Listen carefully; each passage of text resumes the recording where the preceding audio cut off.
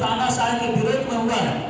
ये तानाशाह हम लोगों को जिस राह पर ले जाना चाहता है, जिस रास्ते पर ले जाने के लिए 3 बार तीसरी बार ये लकड़ी पहरी सरकार बनी है, उससे लड़ने का वक्त हम लोगों के लिए दिया है। इसके लिए हमारा प्रत्येक समाजवादी कार्यकर्ता आगे आने वाले समय में अपने अपने क्षेत्रों का प्रतिनिधित्व करेगा और लड़ाई लड़ेगा।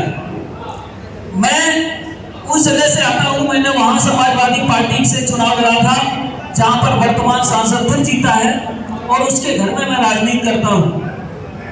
मैंने समाजवादी पार्टी से नगर पंचायत कंसोर्सी का चुनाव लड़ा और बहुत आप लोगों को चर्चा में कभी कभार पता लगता होगा कि उन्होंने मुझे पूरी तरह से डराने का काम किया, पूरी तरह से धमकाने का काम किया, लेकिन मैंने समाजवादी पार्टी का खून बचा है मेरे रग में, और उस समाजवादी पार्टी के कार्यकर्ता होने के नाते हमने उस लड़ाई को लड़ा।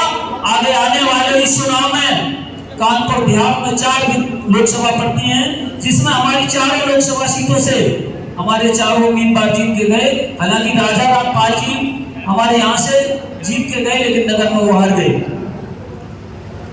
जिस तरह से हमारे समाज में परिवर्तन हुआ है, लोधी राजपूत समाज के साथ कन्नौज में जिस तरह का वक्तव्य दिया गया था, उसको हमारे समाज ने स्वीकारा और अपनी पोलों पर ज्यादा से ज्यादा मत दे करके उसे गड्ढे में गाड़ने का काम किया है।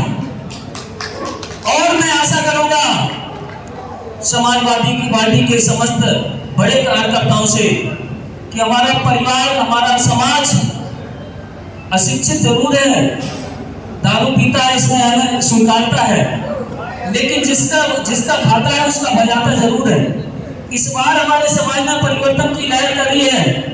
आशा करूंगा कि भविष्य में 2027 में आने वाला जो चुनाव होगा, जिसमें हमारे प्रदेश में समाजवादी पार्टी की सरकार बनेगी, उसमें हमारा समाज अब खुल करके आपके साथ खड़ा होगा, ऐसी हमारी इच्छा है।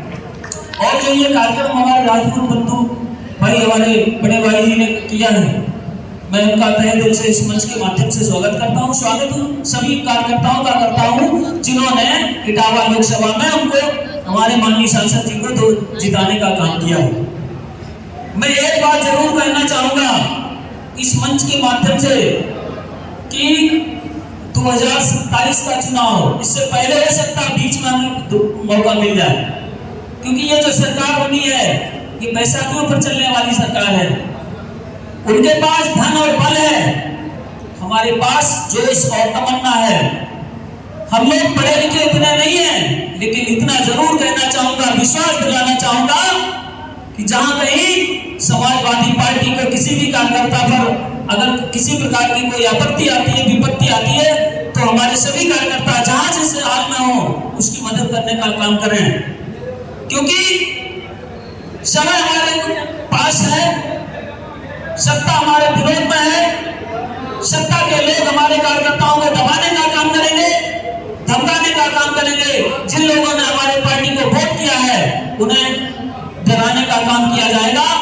ऐसी हालत में जिस जगह पे जो भी कार्यकर्ता हो, अपने आसपास के सभी कार्यकर्ताओं का बचाव करते हुए शासन सत्ता से लड़ने का जज्बा दिखाए। वो समय दूर नहीं है जिस समय हमारी समाजवादी पार्टी की पूर्ण बहुमत की सरकार उत्तर प्रदेश में बनेगी और हमारे जो 37 विधायक सांसद इस लोकसभा में चुन के आए हैं, वो हमारी लड़ाई लड़ने का काम करेंगे। मैं इस मंच के माध्यम से यही कहना चाहूंगा कि हमारे समाज के जितने भी बंधु बैठे हैं, हालांकि सभी समाज के लोग हैं, लेकिन खासतौर से चूंकि राजपूत बिरादरी हमारी भारतीय जनता पार्टी को 90% वोट करती आई है, इस चुनाव में बहिष्कार करने का बीड़ा उठाया है। अशिक्षित हैं, कम पढ़े लिखे हैं, शिक्षा की तरफ बहुत कम मुड़े हैं। मैं कहना चाहूंगा कि जिस राजनीति के साथ साथ शिक्षा पर भी पकड़ मजबूत बनाइएगा। जब हम जागरूक होंगे, समझदार होंगे, अपने स्वाभिमान सम्मान की लड़ाई लड़ने के लिए तैयार रहेंगे, तो हम निश्चित तौर से हिस्सेदारी भी मांगने का काम करेंगे।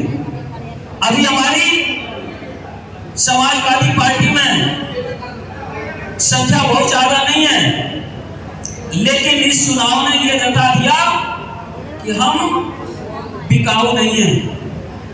जिस तरह से दबाव बनाया गया था, कन्नौज में सांसद जी ने कहा था कि समाज हमने लोधी समाज का वोट खरीदा है, उनको वहां दफनाने का काम किया गया है। बूथ बूथ पर आप पता कर लीजिएगा, जिन बूथों पर राजपूतों ने उनको वोट दिया, उनको हराने का काम किया है। और इस तरह से नहीं हराया, उन बूथों पर उनकी जमानत जब्त हो गई है। हम कानपुर देहात से बिलोंग करते हैं, यहाँ भी हमारी बहुत सी दावा में रिश्तेदारियां थी। हमने उनको कहा था और उन बूथों पर गणना भी करवाएंगे। उन बूथों पर आपको वोट मिला, बहुत अच्छा वोट मिला है, केवल आपको सपोर्ट करने की जरूरत है। मैं एक बार